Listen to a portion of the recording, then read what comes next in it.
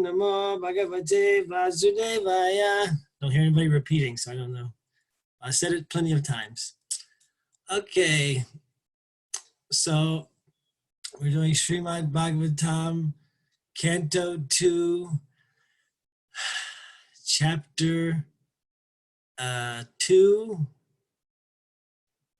Chapter 6, Text 17. Svadhishniyam. Maybe somebody could unmute so I could hear a repeat. Maybe one of the Sattva Institutes could unmute. Okay, I'm unmuted now. I'm unmuted. Okay, good. I'm unmuted. Oh, not everyone. Pratapan. Prana. I hear Nalini. Okay. Bahi. Bahi. Cha. Cha. Oh, I have a thing. Asal. Asam. Evam. Evam. Virajam. Virajam. Pratapan. Tapati. Tapati. Anta. Bahi. Puman.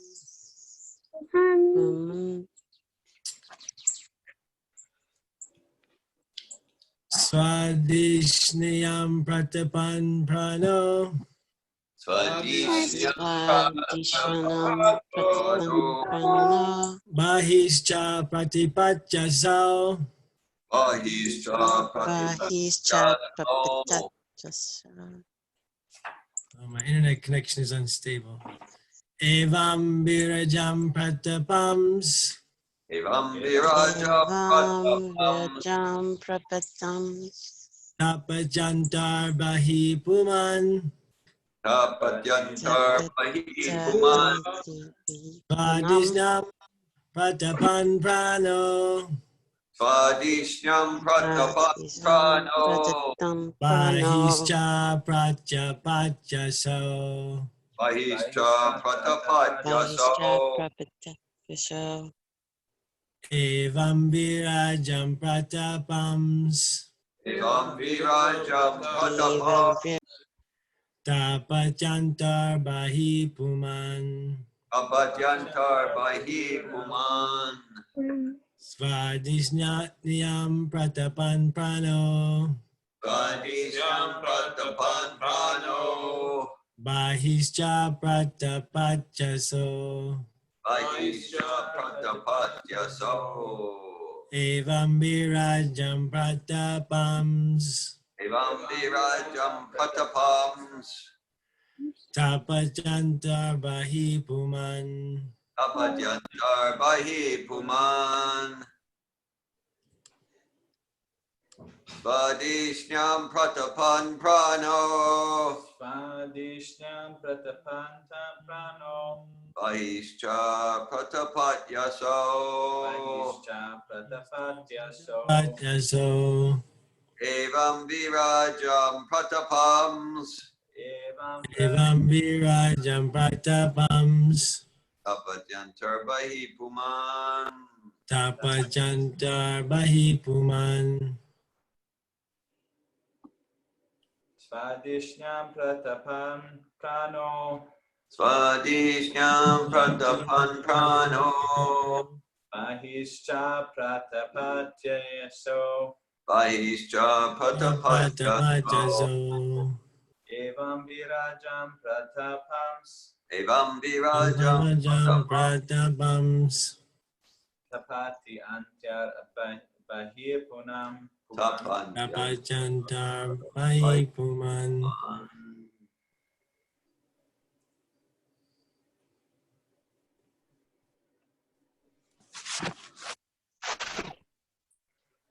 Anyone else? Svadhishnam Pratapan Prano. Svadhishnam Pratapan Prano. Bahischa pratipatyaso. Evam virajam pratapam. Tapatyantar bahi puman. Tapajantar bahi puman. Vadishyam pratapan prano. Swadhishyam Adisham pratapan prano. Bahischa pratapatyasau. Bahischa pratapatyaso. Evam virajam pratapam. Evam vivajam pratapam.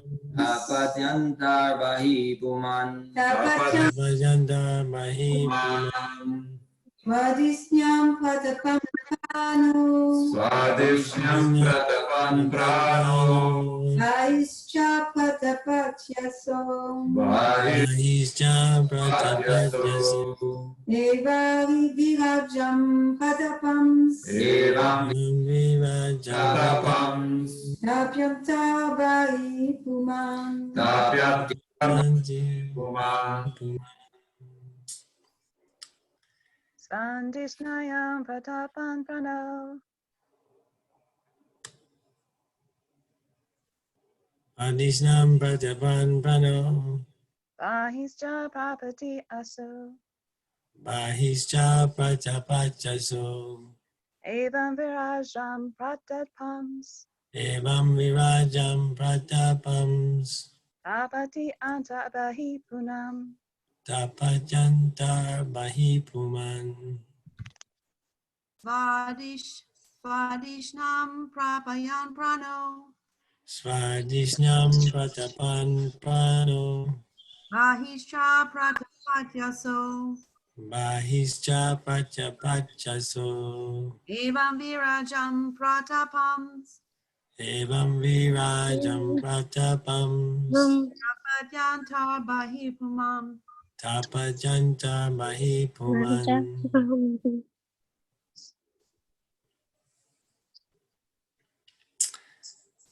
Svadhishyam pratapan prano. Swadhishnam pratapan prano. Prapati asam. Bahischa pratapatyaso. Evam rajam prataspamas. Evam virajam pratapams. Taptu antur bahir puman. Tapajantar bahi puman.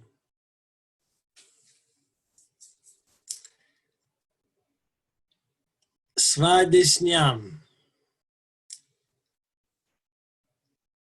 At least one person can unmute. Okay, good. Radiation. Radiation. Patapan. Pratapan. By expansion. My expansion. Prana. Prana. Living energy. Living energy. Bahi. Bahi. External. External. Cha. Cha. Also. Also. Pratapati. Patapati. Illuminated. Illuminated. A cell. A cell. The sun. The sun. Evam. Evam. In the same way. In the same way. Virajam. Virajam. The universal form. The universal form. Pratapan. Pratapan. By expansion of. My expansion of. Tapati. Tapati. Enlivens. Enlivens. Anta. Kata. Internally. Internally. Bahi. Bahi. Externally. Externally. Puman. Puman. The Supreme Personality. The Supreme Personality. Okay, thank you, Nalini. You can put yourself on mute now. Hmm? Hare Krishna. How to read this without this thing getting in the way? Okay. Translation.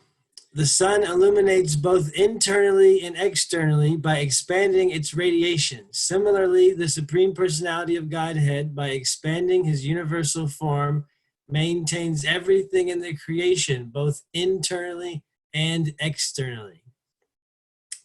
Purport by His Divine Grace, A.C. Bhaktivedanta Swami Prabhupada. Jai. The universal form of the Lord, or the impersonal feature of the Lord, known as the Brahma Jyoti, is clearly explained here and compared to the radiation of the sun. The sunshine may expand all over the universe, but the source of the sunshine, namely the sun planet, or the deity known as Surya Narayan, is the basis of such radiation. Similarly, the Supreme Personality of Godhead, Lord Krishna, is the basis of the impersonal Brahma Jyoti radiation, or the impersonal feature of the Lord. This is confirmed in the Bhagavad Gita 14:27. So the universal form of the Lord is the secondary, it says imagination, I'm not sure. Secondary imagination of the impersonal form of the Lord. But the primary form of the Lord is Shamasundar, with two hands playing on his eternal flute.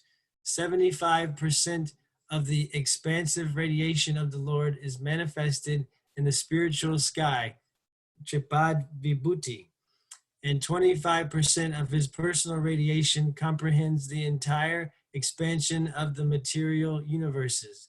This is also explained and stated in the Bhagavad Gita 10:42. Thus, the 75% expansion of his radiation is called his internal energy, whereas the 25% expansion is called the external energy of the Lord. The living entities who are residents of the spiritual as well as the material expansions are his marginal energy, Tatashta Shakti, and they are at liberty to live in either of the energies, internal or external. Those who live within the spiritual expansion of the Lord are called liberated souls, whereas the residents of the external expansion are called the conditioned souls. We can just make an estimate of the number of the residents of the internal expansions in comparison with the number of residents in the external energy, and may easily conclude that the liberated souls are far more numerous than the conditioned souls. Before I continue, I just want to check, maybe I don't know if this version is different, but does it say the universal form of the Lord is the secondary imagination? Is that what it says of the impersonal form? Oh, interesting.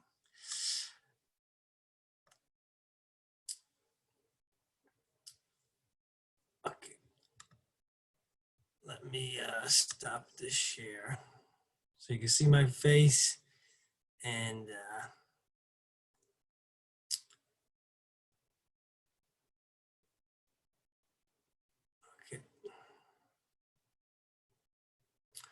Om Jnanatirmirandasya Gananjana Shalakaya Chakshun Militam Yena Tasmai Shri Guruve Namaha. Namo Om Vishnupadaya Krishna Prasthaya Bhutale Srimate Bhaktivedanta Swaminiti Namane. Namaste Sarasvati Deve Gauravani Pracharine Nirvajesha Sunyavadi Paschatya Desatarane. Jai Shri Krishna Chaitanya Prabhu Nityananda Shri Advaita Gadadara Srivasadi Gaura Bhaktavrinda. Hare Krishna Krishna Krishna Hare Hare Hare Rama Rama Rama Hare Hare. Okay, so we'll try to have a class. I'll try to give a class here, and maybe if I don't, what I don't have in realization, we can try to get into some controversial topics or something to get things exciting. So let's see if I can just do this. And okay. So Krishna's making the so this verse is making the distinction between the universal form, internal and external. And we're talking, it mentions radiation. So there's a lot of talk right now about most of the world is talking about the same things right now. It's not Krishna, but it's a kind of an amazing thing to have in the world, that everybody's speaking about the same thing. Wouldn't it be nice if everybody in the world could be speaking about Krishna, self-realization? But so there's this virus, and there's also maybe less people, but still a big significant proportion of people talking about radiation, 5G radiation. So here we're talking about Krishna's radiation, which is a very good thing. Krishna's radiation. We are Krishna's radiation. So, and it, appreciate that it mentions, this purport mentions the, Prabhupada in this purport mentions the sun's radiation, internal radiation and external radiation. So there's, we know that maybe from school, we learned that inside the sun, there's all kind of combustion and nuclear fission and fusion, and I forget which one is happening in the sun. I think fission is happening in the sun, or fusion, I can't remember which one, but there's all kind of nuclear processes happening inside the sun. It's very powerful. Actually, it's more powerful inside the sun, what's happening than the rays that are coming off the sun. Is less powerful, the rays that are coming off the sun, than what's happening internally inside the sun globe.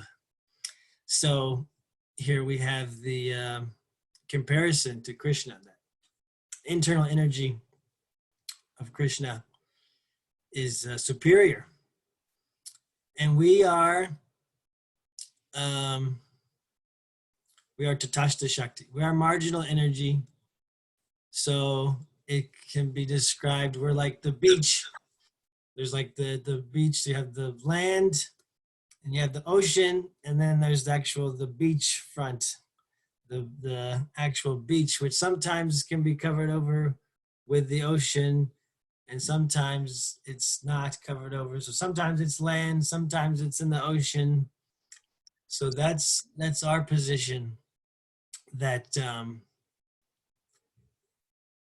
that we can take shelter. So here we've decided to try to take shelter in the external energy of Krishna. So he says Krishna has, the Supreme Personality of Godhead, 75% of his expansion is his internal radiation. Nalini, you need to put yourself on mute.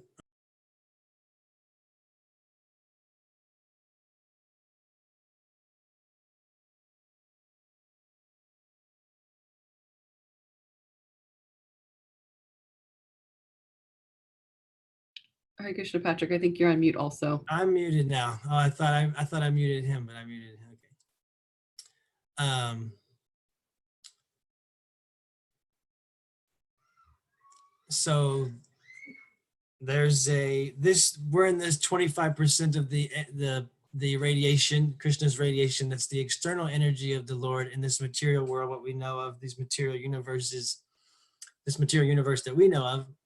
There's other universes that we don't know about, at least in science so well. But in this material world that we know of, we are a tiny percentage of the total of Krishna's radiation. The internal radiation is much more expansive. So we've decided, originally we're all within the internal energy, taking shelter of the internal energy of the Lord. But we've decided to try to take shelter in the external energy. So here we are. And there's no shelter here, actually. There's no shelter in the external energy, the external radiation. But we're trying, and it's not working. It doesn't work. So we're advised to take the true shelter of Krishna's internal radiation. And yeah, so there's there is, trying to do these controls and things. So there's a lot of talk, like I said, everyone in the world is talking about coronavirus, or some people are talking about 5G radiation. And so what's happening now in the world, it's kind of, there's a lot of conspiracy theories, and you can think of what, conspiracy, or whether it's really a conspiracy or maybe just the truth or whatever. You could debate about that. But there's the truth that we can simplify. It can be very confusing, because it's like, I know for myself, if I can just have one way to understand what's happening. Start my video. Okay, I didn't know that. So if we can have one way of understanding and one kind of path then of what's happening, then it can be very clear. We can all be on the same page, and okay, here's how so this is what's happening in the world, and this is how we need to resolve it, and here's the actions we need to take to fix the problem. But when there's so many different theories and different ideas about what's happening and what's the real problem and what's the real solution, then it's basically a mess. So, but through Prabhupada and through Krishna consciousness, then we can kind of distill what's happening and make it very simple. That in this material context, in this external energy of Krishna, the external radiation of Krishna, there is death, disease, old age, birth, and birth also. Birth, death, old age, and disease. And that's part of the context. So there's going to be diseases. And this disease that we have now, or there used to be other diseases, there'll be new diseases. And there's minor diseases and all different kind of diseases. So there's mental diseases and emotional diseases. So there's going to be disease for sure, because this is not a place of ease. It's a place of anxiety. Vaikuntha, Krishna's internal energy, the internal radiation is Vaikuntha. It's without anxiety. And this is a place full of anxiety. So there's not going to be ease. There's going to be disease. That's for sure. It's guaranteed. And then, so what if there's these demons that are, running the planet? They want to kill us all. Depopulation, Agenda 201, and, Agenda 21, and the Event 201. And so what if there's these demons that want to kill us all? Well, we can look in the histories of the Bhagavatam, and yes, there was demons. So that we can look there. There's demons who are very powerful with material energy and can manipulate material energy and try to destroy the world and do large damage. So yeah, that was happening then. So sure, it's happening now. There's demonic influences that are powerful, and that's the nature of this the material context. So for sure, there's demons that have conspiracies to dominate and to take over the world and do whatever. For sure, there's demons. So and the other part of that is that in this age, Kali Yuga, we're all demons. So everyone's a demon. So it's not, so we can't to point the finger, oh, there's demons, they're trying to have a conspiracy to do this. Well, we're all demons. You're all demons. You're all demons. You all have a conspiracy to enjoy, trying to take shelter and trying to enjoy Krishna's external radiation, external expansion for your own good. We're trying to exploit. I'm pointing the finger because it's all you, but actually, of course, it's all of us. I'm the demon. We're all demons. And it's not that clear because in this age, it's that we have demoniac and divine nature. So it's like the same thing with the choice of where to take shelter. So we can engage in the demoniac conspiracy, the demoniac plot to take over the world, and to exploit material nature, to exploit Krishna's nature. And we can participate in that plot, and we do it in our own way, our own special way, our own unique, very special way, because we're all unique and special individuals. So we have a very unique and special way that we try to be a demon, and the way our demon comes out. And so, so there's not a solution to just go and kill all the demons. So it wouldn't really work. I mean, there's the next incarnation of Krishna scheduled to appear will do that. Just in fact, Lord Kalki will come and just kill all the demons, which means he kills everyone, because everyone's a demon by the end of Kali Yuga. But at this time, our most recent expansion, incarnation, avatar of Krishna is Lord Chaitanya, who came to kill the demons and deliver the devotees. But he, like I said, usually Krishna descends to please the devotees and kill the demons. But in this age, if we were to do that, then everybody, who do you kill? Everyone's a devotee, everyone's a demon. So Krishna came in the form of Lord Chaitanya with the holy name, armed with the weapon of the holy name, and his soldiers were his associates, like Prabhu Nityananda, Sri Advaita, and Gadadhar, and Srivasadi, and Srivas, and all of us, Gaura Bhaktivinodas, all the Gaura Bhaktivinodas. So we're coming in the line. So we're also his soldiers coming in the line. And so all that came after in the Prabhupada, the 6 Goswamis and the previous acharyas, Srila Prabhupada, so coming in that line of soldiers of weapons also. We can also be weapons. We can be Lord Chaitanya's weapons to defeat the demons in our own heart and in the world. And yes, even the demons that we're doing the 5G radiation, we can, the holy name is the weapon to really defeat them. Because the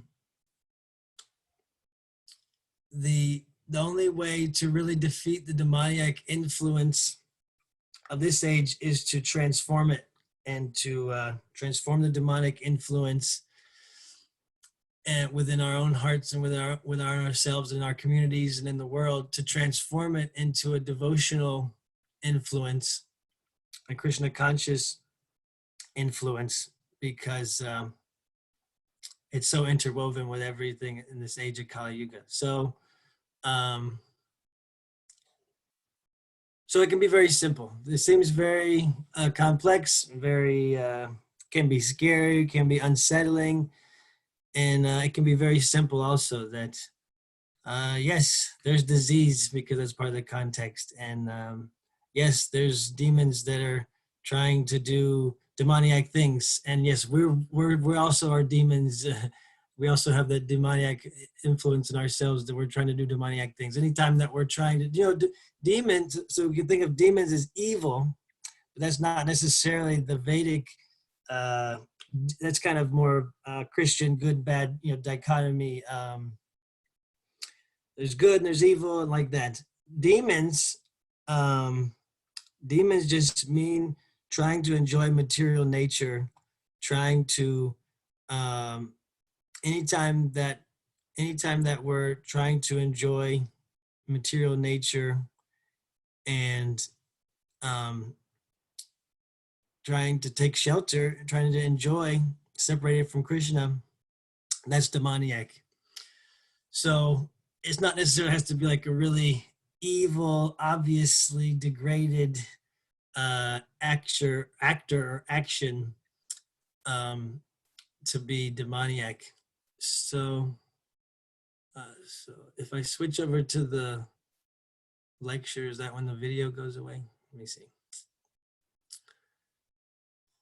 Not the lecture, but yeah, the purport. So, universal form of the Lord, impersonal feature of the Lord known as Brahma Jyoti, clearly explained here compared to the radiation of the sun. The sunshine may expand all over the universe, but the source of the sunshine, planet or deity known as Surya Narayan, is the basis of such radiation. So, yeah, radiation, we can have a negative connotation of radiation. But here Prabhupada is speaking, radiation is anything that radiates. I think maybe we see the video that was it Charlene, right? And Dejan put together the God Con, the virus of a devotional service. So that's a good virus. We want to get infected. We want to get infected with that contagion of bhakti, the bhakti contagion. And so similarly, radiation is anything that radiates is radiation. So radiation is the product, the effect of whatever's radiating. So there's a source of the radiation. So the 5G radiation is a tower. There's towers, they're shooting out 5G radiation. And so Krishna is the source of all of us. We're all radiating from Krishna. And external energy is this external radiation. And so Prabhupada is using radiation in a different kind of way than what we may think of harmful radiation. Similarly, the Supreme Lord, Supreme Personality Godhead, Lord Krishna, is the basis of the impersonal Brahma Jyoti radiation, or the impersonal feature of the Lord. This is confirmed in the Bhagavad Gita. So the universal form is the secondary imagination of the impersonal form of the Lord. That's very interesting, imagination. But the primary form of the Lord is Shama Sundar with two hands playing on his eternal flute. So this whole part of the Bhagavatam is about universal form. We've been discussing that. So universal form is actually impersonal. The source of the universal form is the two-handed, threefold bending form of Lord Shamasundar playing on his eternal flute. That's Krishna's internal radiation. 75% of the expansive radiation of the Lord is manifested in the spiritual sky, and 25% of his personal radiation comprehends the entire expansion of the material universes. This is also explained. Thus, 75% of his radiation is called his internal energy. The 25% expansion is called the external energy. The living entities are the marginal energy, Tatastha Shakti. So Prabhupada said, we are at liberty. We're at liberty to live in the energies, external and internal. That's our free will. We have liberty there. That's our free will to take shelter in Krishna's internal radiation or his external radiation. And we find that there's actually no shelter in the external radiation. That if we can be in the external radiation, which we are, and we can use that radiation in service to Krishna back to the internal potency of Krishna, to Shama Sundar. If we can take his external manifestations and yukta vairagya to engage them in his service and bring them back to Shama Sundar, then we are taking shelter. And so this is the solution. This is the solution to take what we have. So when life gives you lemons, you make lemonade. So you take take what we have and use it in the service of Krishna. So make lemonade and offer it to Krishna. Take the lemons, make lemonade and offer it to Krishna, Shama Sundar. And then we're really taking shelter. We can find ease. We can get out of the disease and we can find ease like that. Those who live within the spiritual expansion of the Lord are called liberated souls. So the vast majority of souls, of jivas, jiva is the individual spirit soul, which we are all jivas. So those are the majority of jivas are liberated souls and have always been liberated souls, not in contact with Krishna's external energy, just taking shelter of the internal energy. So, and Prabhupada says, just make an estimate of the number of internal expansions in comparison with the number of residents in the external energy. We may easily conclude that the liberated souls are far more numerous than the conditioned souls. So, this verse, especially making the distinction between comparing the Son and the Lord, Supreme Personality of Godhead, the internal and external features of the Lord. And so, yeah, we have free will. Prabhupada says we're at liberty to take shelter of, so that's really our only free will. Really, when it comes to if we're operating in the external feature of Krishna, then Maya Devi is kind of in charge. Maya is Maya means that which is not, so that is illusory, or so Maya is a person also, and she's very attractive person. She's female form, very, very attractive, and very intelligent, very, very intelligent. Much so, she easily bewilders us, actually. If we're just in the material, the external expansion of Krishna, then you've probably in stories, and it's in our culture, in I think worldwide culture, you see a story where just there's some beautiful, enchanting, sharp, intelligent woman who just easily bewilders like foolish men and things like that. Like we have that kind of archetype.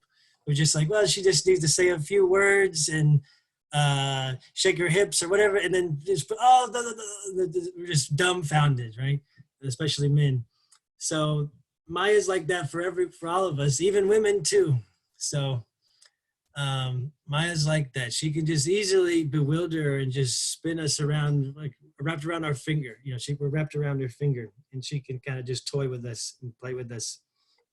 And with the modes, and then the modes of material nature, Rajas, Tamas, and Sattva, that there's the picture in the Bhagavatam, I think, remember Bhagavad Gita, that the three gunas are playing us like puppets, that we're like ropes, the ropes coming down from the puppet strings to us like puppets. So the gunas are just playing us like puppets, and we think we're acting on our independent free will, but we're just just doing whatever the modes tell us to do. Okay, go do this thing and get this job, and then here's something to do over here, and we're like robots. You see the zombies, or whenever in movies you can see like where there's someone controlling your movements, like you're not in control, there's somebody's been possessed or something, and they're like, that's us, that's us, just not really in control. We think we are, but between Maya Devi and the three modes, we're just, weak, just worthless. And so, but we're encouraged in that context with Maya in charge is Durga, and the modes. Then we're actually encouraged to perform demoniac activities. So the demoniac activities are much easier. We're kind of pushed in that direction. We're kind of, oh yes, get power, try to get power and try to enjoy through demoniac means of exploiting and enjoying separated from Krishna.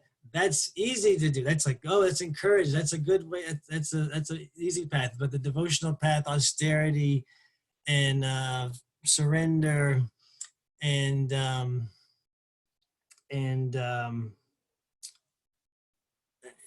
to humility, then that's actually discouraged and more challenging to do. So but Maya is actually, so Maya or Durga is servant of Krishna. So so she's just doing her job. She's really good at it. And we want her, we commission her to do the job, you know. It's not, we pay her salary, you know, like we pay taxes for someone, for the, you know, it's like we don't want the police can come and arrest us, and it's like, you know, why, but we actually pay their salary. So you could be like paying taxes and then you do the wrong thing and then the police come and get you. You're paying them to come and arrest you. It's like, what's going on? But we're doing the same, you know, it's the same thing, that because of our desire to enjoy Krishna's separated energy, to try to separate Krishna's external radiation from him and try to enjoy it on our own, then our desire is like paying the salary of Maya Devi to do her job. So she's doing her job, and we're funding her to do it with our desires. And so she's doing her job. The gunas are there. That's just part of material nature, part of the material machine to keep things running, to keep things going.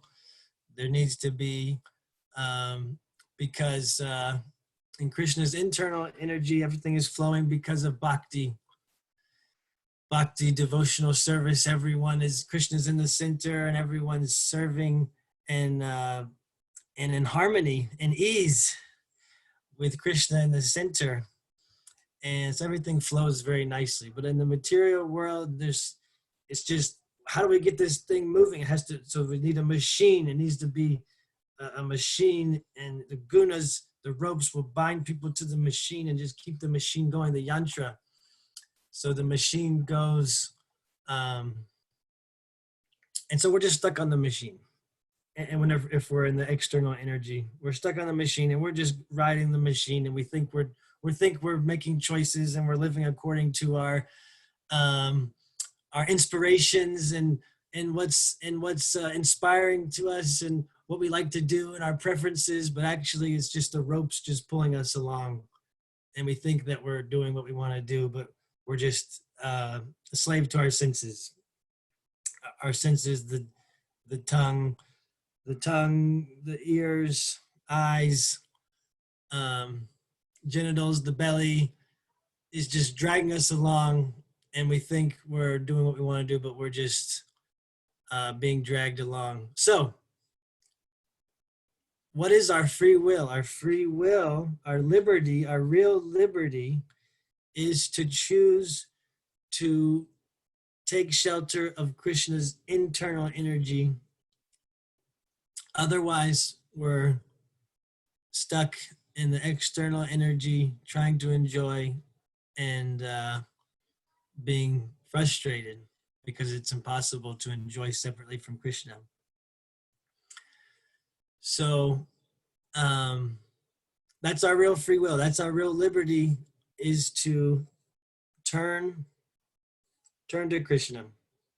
Krishna's behind me here. Turn to Krishna and take shelter and surrender and to the internal radiation of the Supreme Personality of Godhead. Hare Krishna. I open it up for comments and discussion and questions.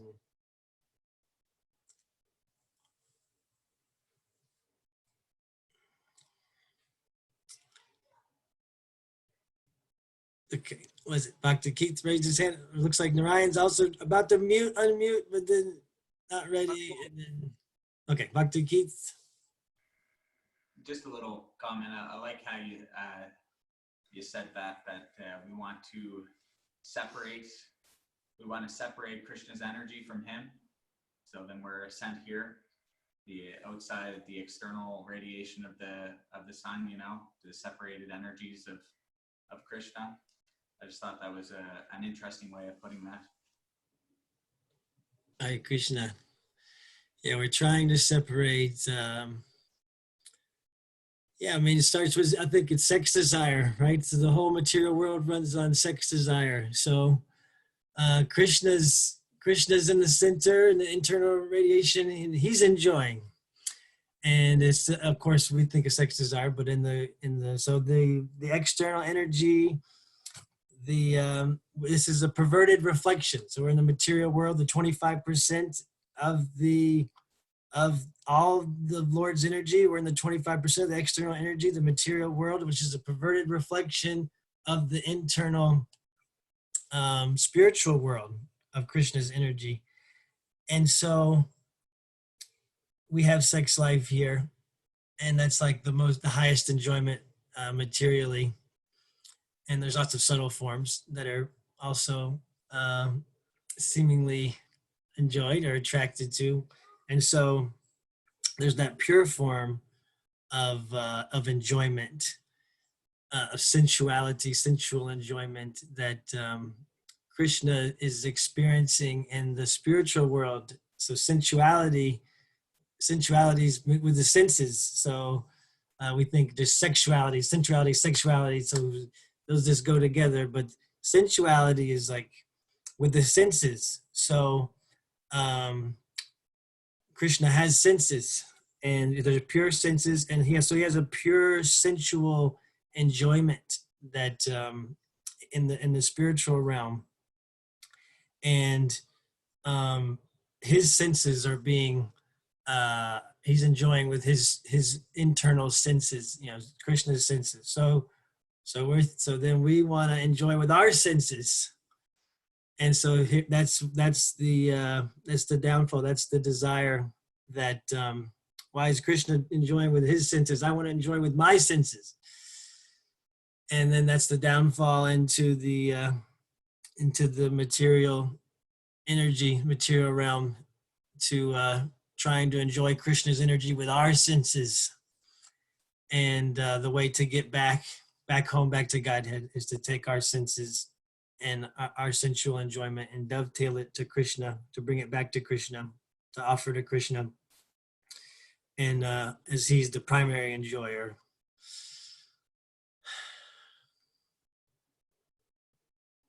Hare Krishna. Hare Krishna. Hare Krishna. Thank you, Bhakta Patrik, for class today. I'd like to share a little bit in light of what you were just speaking of. I know for me personally, it was something that I really was like struggling with, was like thinking that I was something separate, that I was separate from Krishna, and then coming to terms of the reality that I cannot, it's like impossible to separate from Krishna, to be separate from Krishna, and then like really living from that paradigm of like, oh, well, like everything that's happening in this world that I'm in is Krishna's mercy, and I know how easy it may seem, or how easy it may be for people to see all, you know, everything that's happening, especially right now, as like such a like big problem. But for me personally, it was just like this feeling of like, oh great, all the things that we had available to us to enjoy and to distract us from like big questions like, you know, what does death mean to me? Like like that's such a big question that I found that people don't tend to like fully explore what death means. But when, you know, death is more apparent, before it would just seem like, you know, oh yeah, I'll die someday, you know, but life's great, you know, we're have this heavenly experience, we can, you know, go enjoy. I'm going to take this cruise, and then next week I'm going to Miami to have dinner at this new restaurant that opened up, and hey, there's a new place that I can go shopping at over in Europe, this cute little place I heard about, and I could buy this thing. And you know, so there's all those activities that individuals use to enjoy and be distracted. Like now we're all at home, and what are we doing? We're, you know, I'm sure there's a lot of people trying to distract themselves still, but there's a lot more opportunity for us to like take a deeper look at like really big questions, like what's the purpose of life? You know, what is it if I leave my body soon, what does that mean? Like, so I'm seeing how much looking at like, you know, planets that are more heavenly and more demoniac, and I'm seeing like, okay, yeah, Earth is supposed to be like this middle ground of heavenly experiences and hellish experiences, and looking at how like, okay, now we're kind of going into what looks like a more hellish experience on this planet, and yet it's the perfect opportunity for humanity to really like take a look at those deeper questions. So I'm like seeing more and more like mercy, and I mean, I've gone through my own stuff the last couple years with facing death, the reality of facing death with health problems and stuff and such. This is another opportunity for me. I'm like, oh, this is Krishna's mercy. I'm still in this body, and this is more creating more urgency for even myself. I see like, okay, you know, I can surrender more. I can submit. I can be more submissive. I can, you know, follow Srila Prabhupada's instructions more. You know, so I'm looking at like how important that events that look like tragedy, you know, are really Krishna's mercy, because I'm a spirit soul and I'm not detached from Krishna. My eternal position is a loving, exchanging relationship, serving Krishna. So this is everything that we're experiencing is, it's like, it doesn't matter like if we have this like wonderful life in these bodies with our families and friends, and like none of that really matters. What really matters is that we reconnect to like who we really are, as far as this bhakti yoga paradigm goes, reconnect to who we really are, and fully like serve from that place. So anyway, that's what I had to share. I appreciate your class. Thanks. Thank you. Yeah, so this all the things that we usually enjoy so much, shopping, you know, there's retail therapy, right? Shopping therapy, where people go and they buy things to get, you know, to help with their emotions, you know.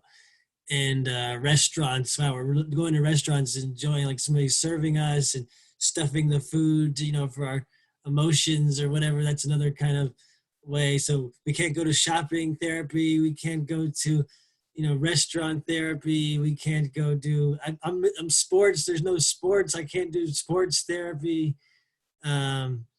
So people get so much value in from their work. You know, people avoid their troubles and problems just by burying themselves in work.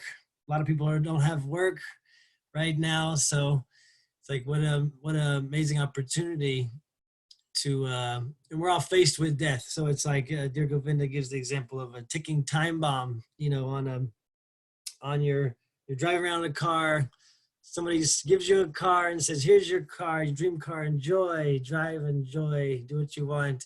But oh yeah, there's a time bomb on there. It could go off at any time, but don't worry about that, forget about that. And so it's kind of, what? Oh, so sometimes we can fool ourselves into forgetting there's a time bomb. But the times like this, it's really apparent. I mean, somebody had to be really working hard to not face their own mortality and to face death and loss. And so this is the time when things are bubbling up. It's coming up for everyone much more apparent than usual. So we have so many different things to avoid that. And they're not here right now. So it's a prime, like I said, the whole world is talking about the same thing. And the whole world is dealing with similar issues. And so, 9 billion people, 8 billion people, we're dealing with the same thing. So what an amazing opportunity. The whole world's attention is rapt. Their attention is peaked. There's a window that's been opened up of, what's really important, because we want to get back to normal. When are we going to get things back to normal? When are we going to get the country back going? The economy opened up. When are we going to get back to normal? And it's like, so in space, people are like, well, what's normal? What kind of normal do we want to get back to? Is this the new normal of what's happening now? So people are asking questions and going deeper. And as the longer it goes, people are, I think we'll be asking those questions more and more. And then you mentioned about separate from Krishna, feeling like you're separate from Krishna. So that we are, there is separateness. We're individual, eternally individual spirit souls.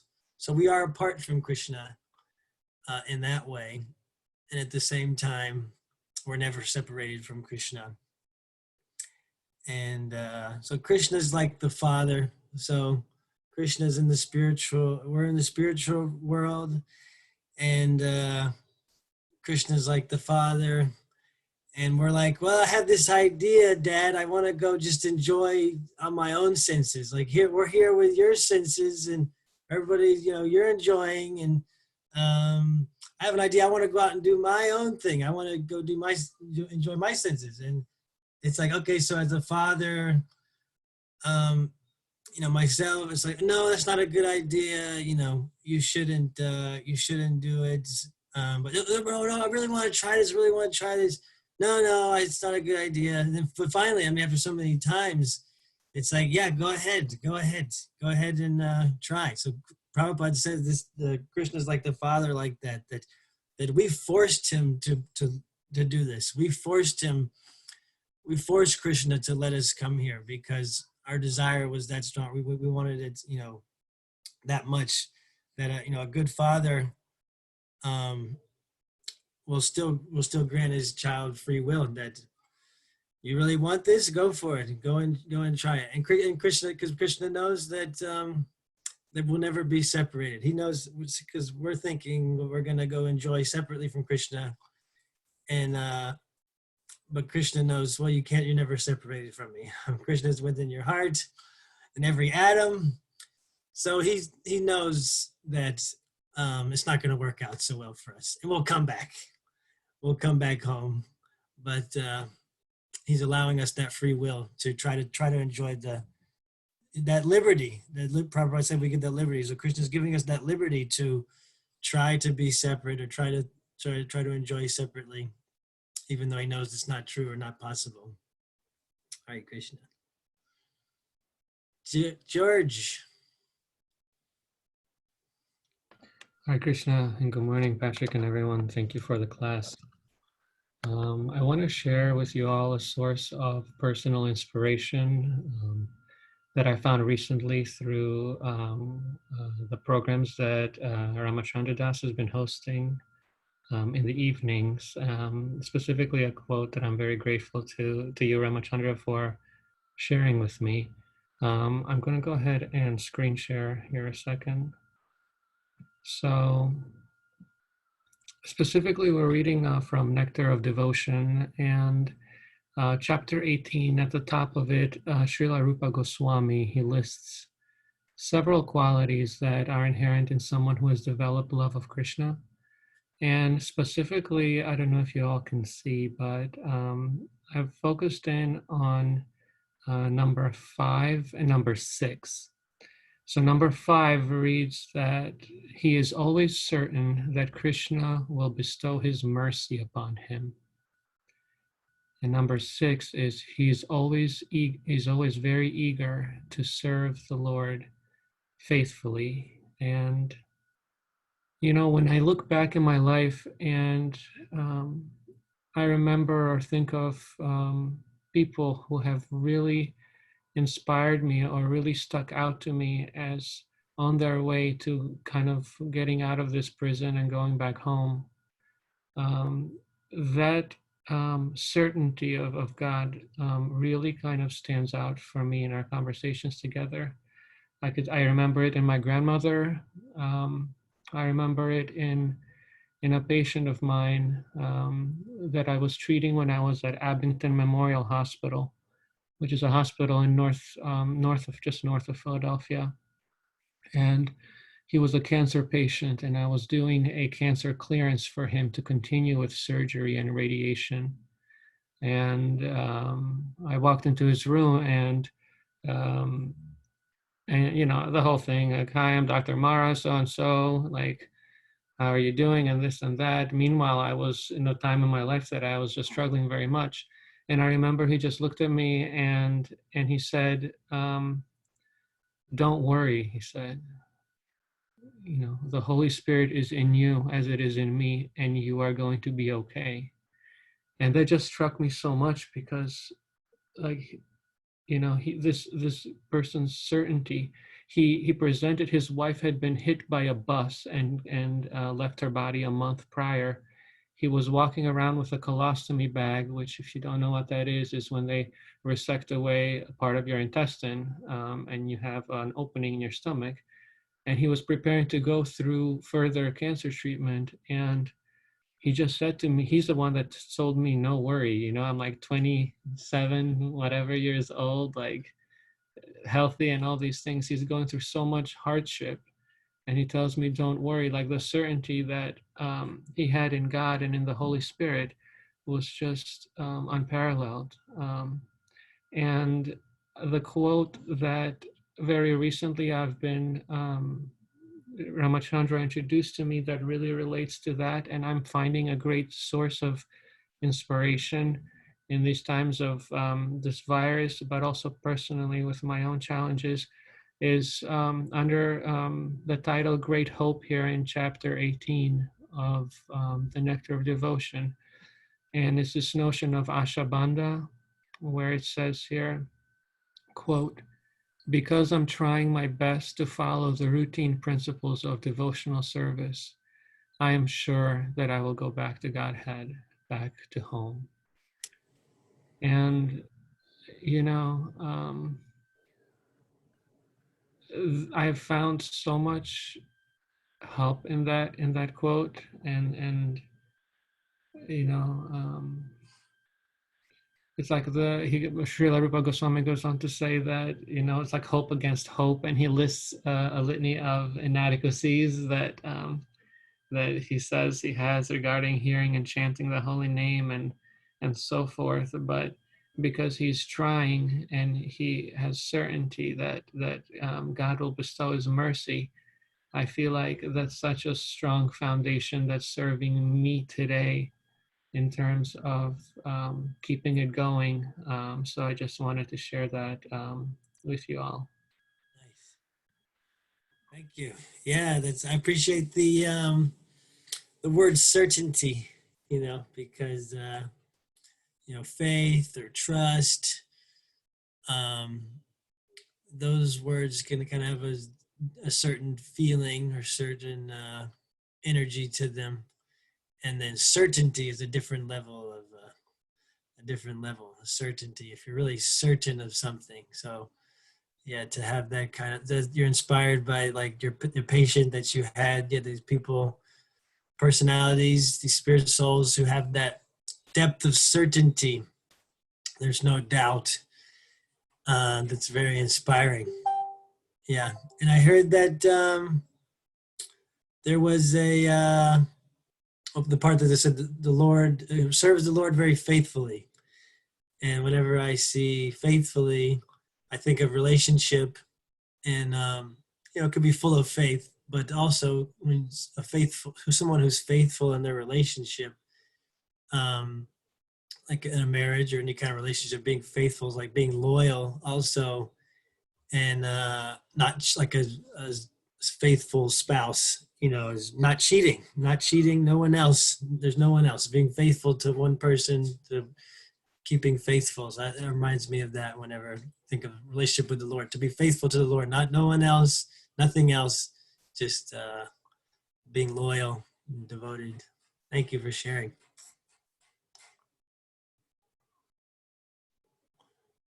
Anybody else? Nalini, you want to say something? Okay. Haribol. Hare Krishna, Ramachandra. Yeah, and thank you, Josh, for quoting that verse again. It's like my favorite portion in the Nectar of Devotion. It touches my heart every time when I hear it.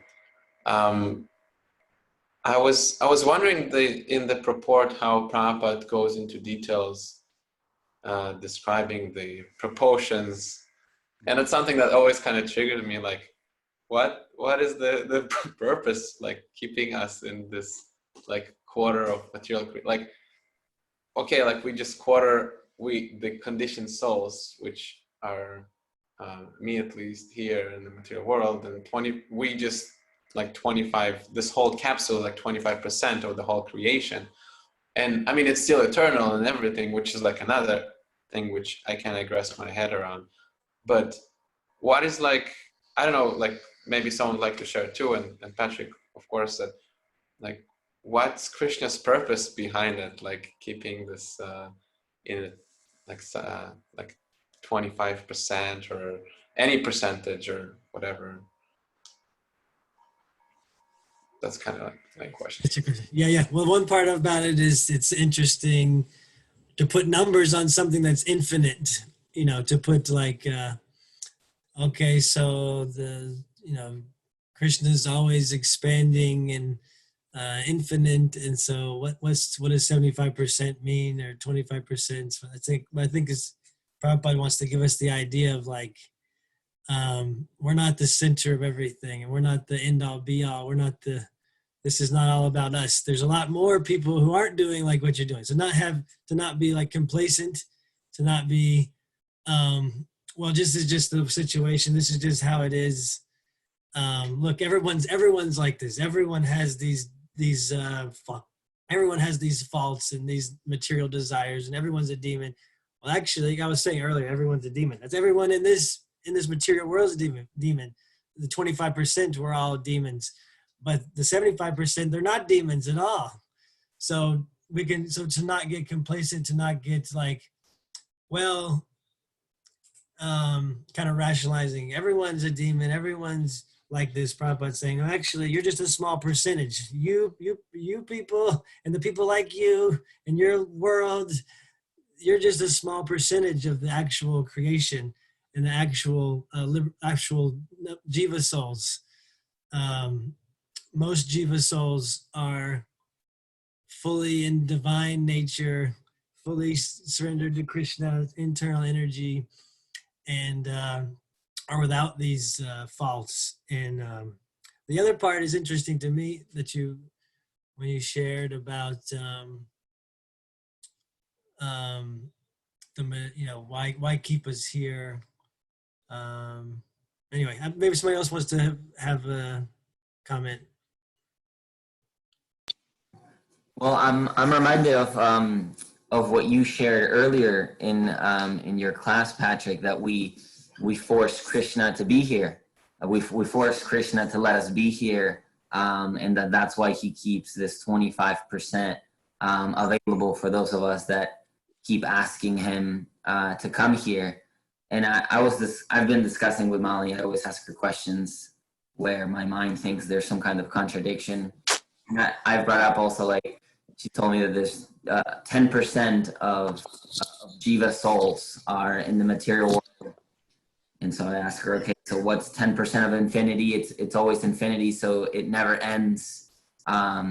and more or less that was my understanding, is that yes, as Krishna is constantly expanding, there's more an infinity of jiva souls, from which 10% is still infinity, and they keep wanting to come to the material world, and so that's why it'll never cease to be. It will never end, really? That's the perfect. Oh my God. Yeah, I think the simple way is, why is this 25% here? It's because we want it to be here. That's the simple. We have the desire to try to take shelter in Krishna's external energy. Anyone else want to chime in on that? Yes. Okay, go ahead, Nalini. Everyone is a demon, but we're just trying to go to Godhead. But anyway, Krishna will kill us, and then we go to Godhead. And then we gone, and then we have fun in Godhead. Right. Thank you for sharing. Yes, Krishna. Anyone who's killed by Krishna is liberated. Automatic liberation, automatic back to Godhead. Krishna is absolute. Okay, you put yourself on mute. Krishna's absolute. So Krishna's always mercy. That's why everything Krishna does is mercy. There's no distinction between his actions of, oh, this is a curse, or this is a boon, this is mercy. Hola, amigo. Okay, now keep yourself on mute now. Okay, thank you. Okay. So there's Krishna's absolute. So any action does Krishna's mercy. Anything he does is merciful. Anything he does is a boon and a great reward to us. So, so Krishna's killing is also merciful. Hare Krishna. Anyone else? So is it that there's always conditioned souls, like that there's never going to be a point where everyone is like back in the 75%?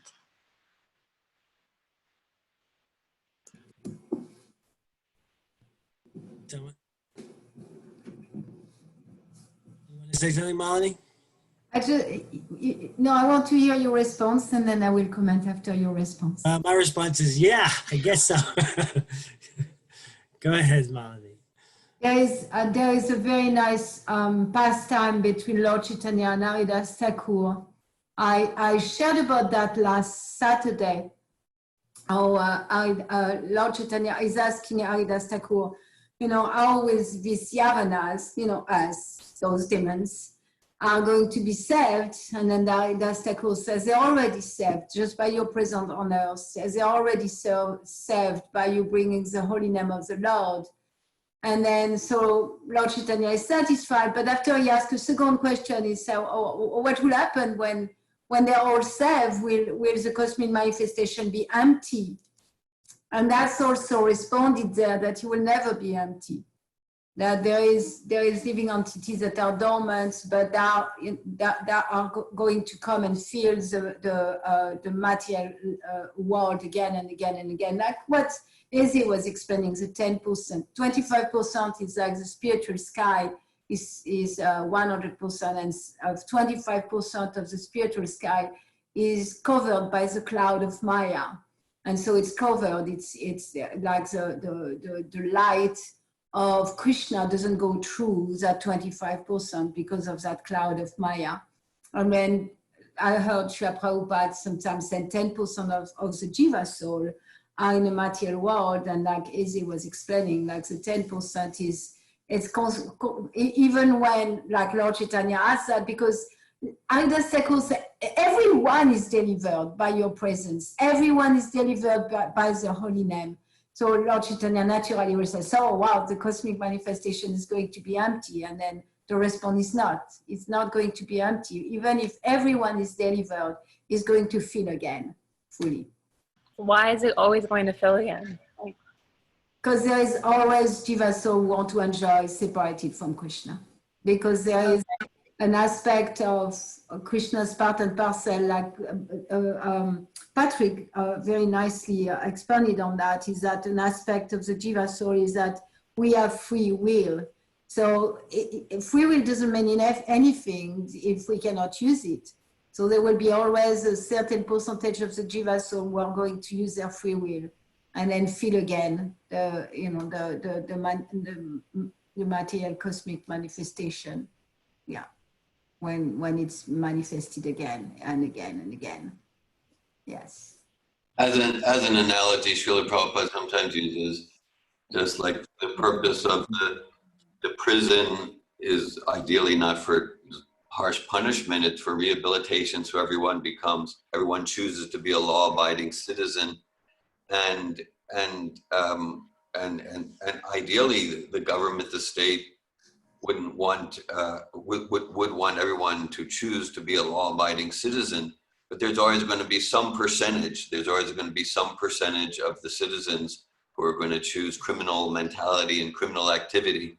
So there's always going to be some inhabitants of the prison, and significantly the inhabitants of the prison, they might think that's the whole world, but the inhabitants of the prison are a relatively small percentage of all the citizens of the state. But as Patrik and Malini are describing, there's always going to be some percentage that are going to choose a criminal mentality. But of those who are in prison, they might all be released. They might all be fully rehabilitated. Still, there's always going to be some percentage that are going to choose a criminal mentality and activity.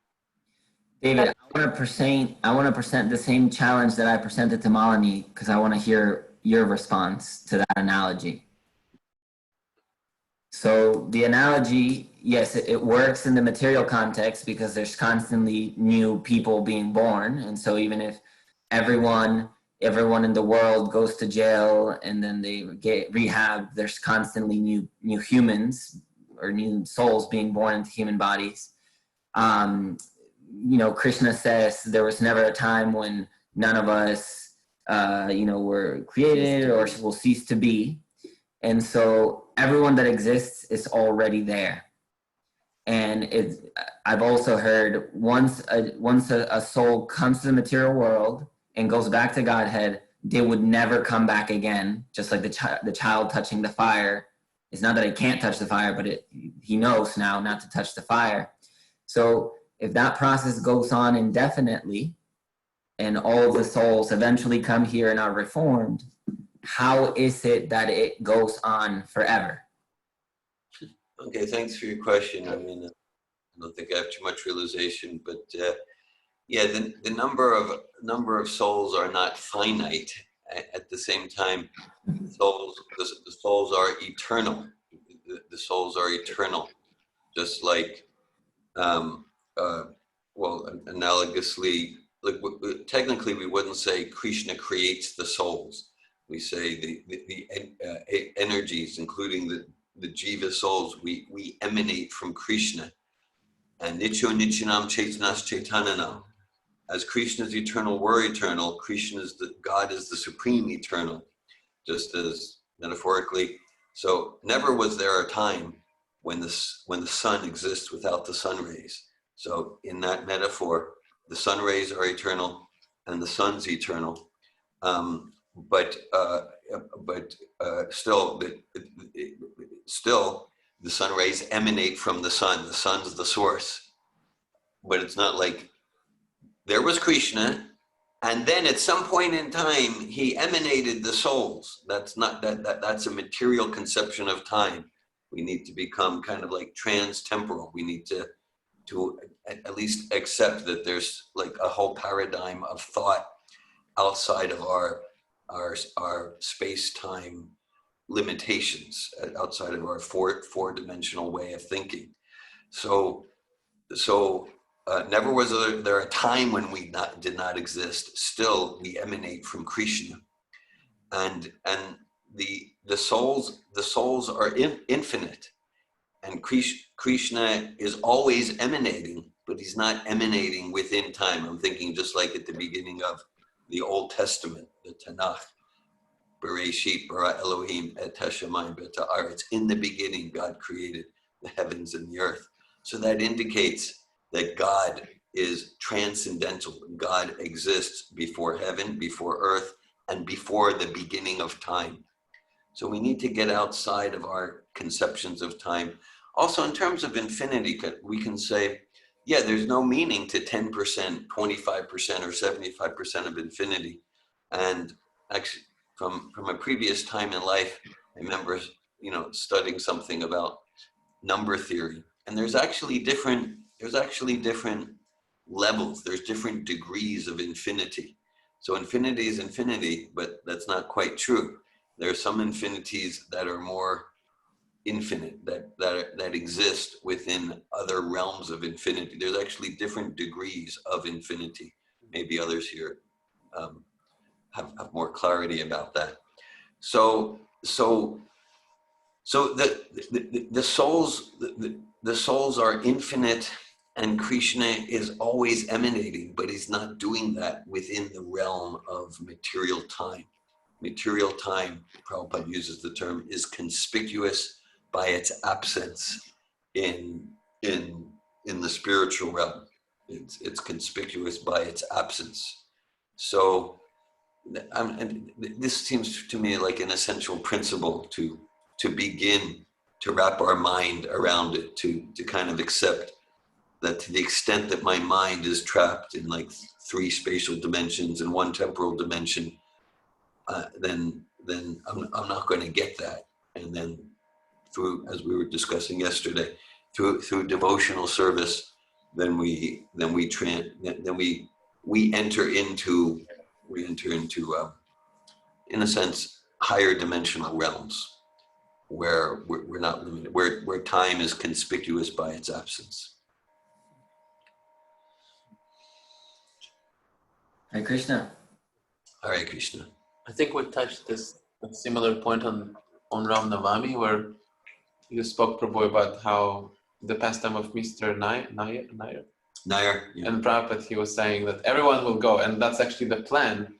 But that's like the inconceivable notion that I'm like having a hard time to grasp, how like everyone's at the plan of the material nature is that everyone goes back home, back to God, and simultaneously it's to fill it up again. So. Yes, thanks for that. Also, I'll mention that spirit souls, including in Vaikuntha, including in the spiritual realm, always have independence, always have free will. So it's not that they can't come back.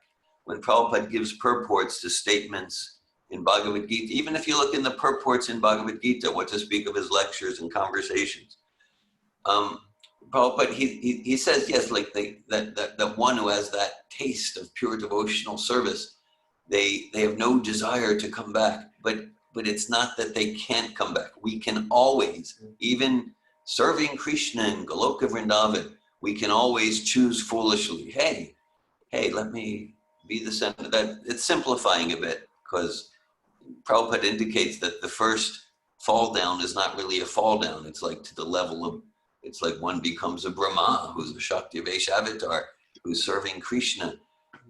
So the spirit soul we always have the capacity to get up, turn on the stove, and put our hand on the hot stove, as foolish as it may seem. So independence is always there. That's the meaning of love.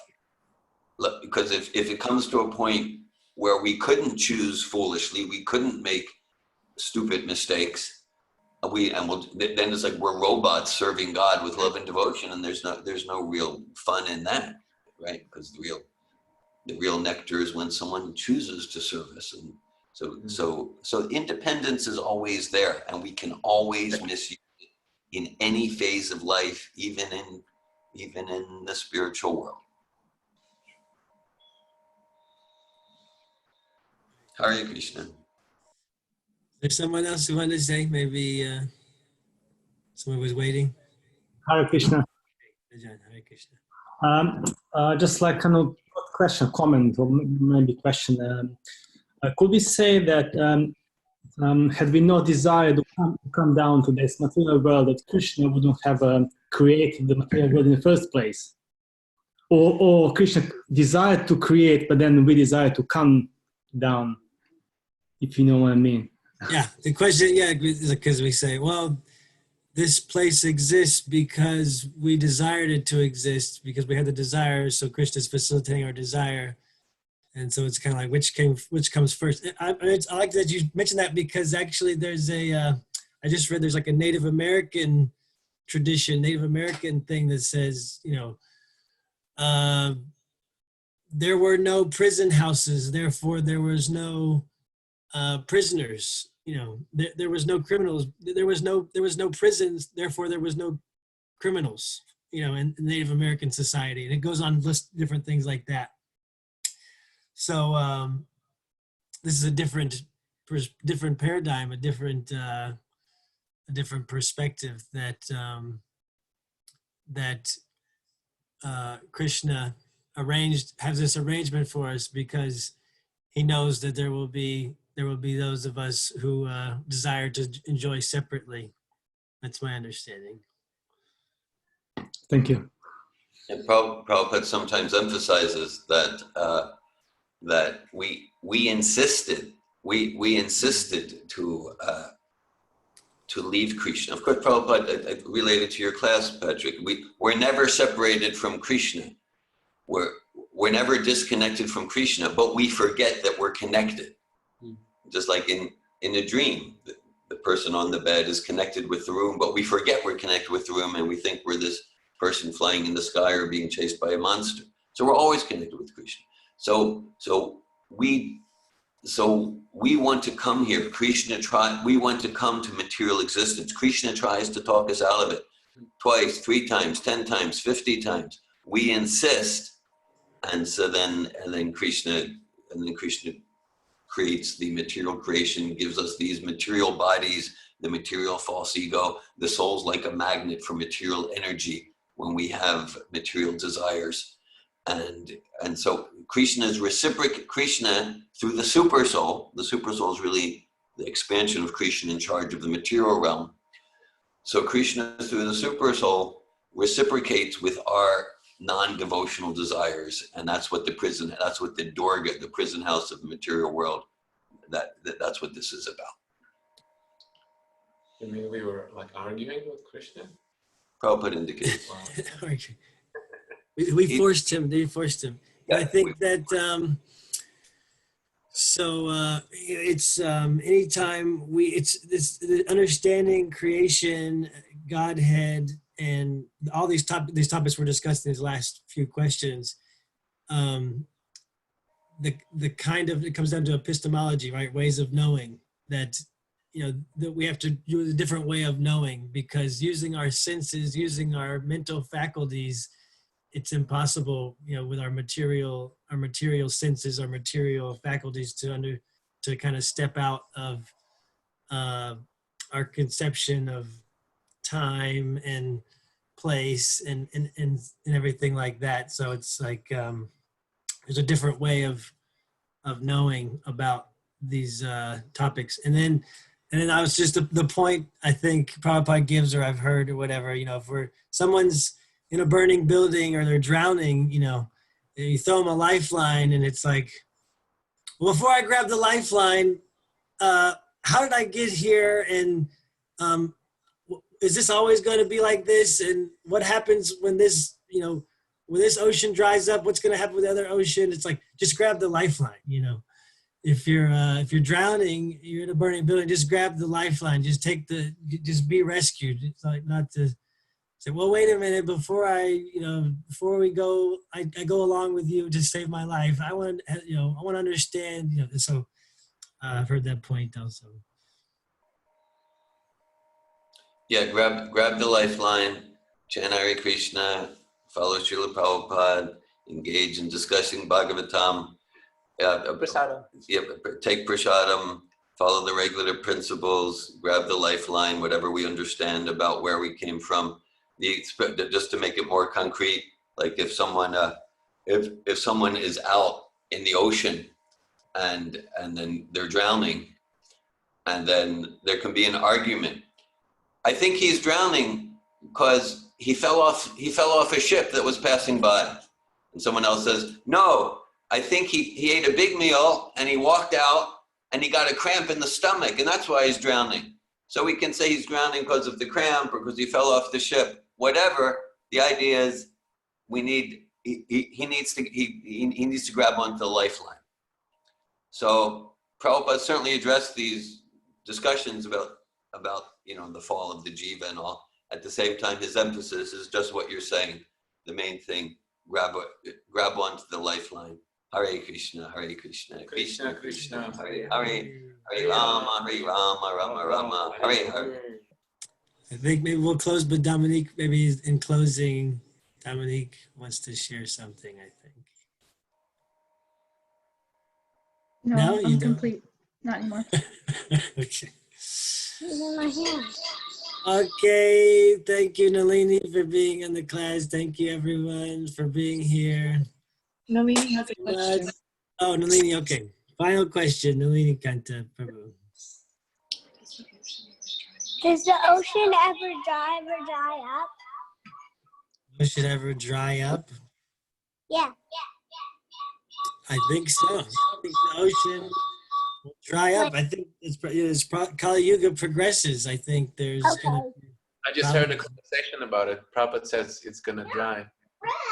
Then it's going to rain, and then we're going to be out of here, hopefully.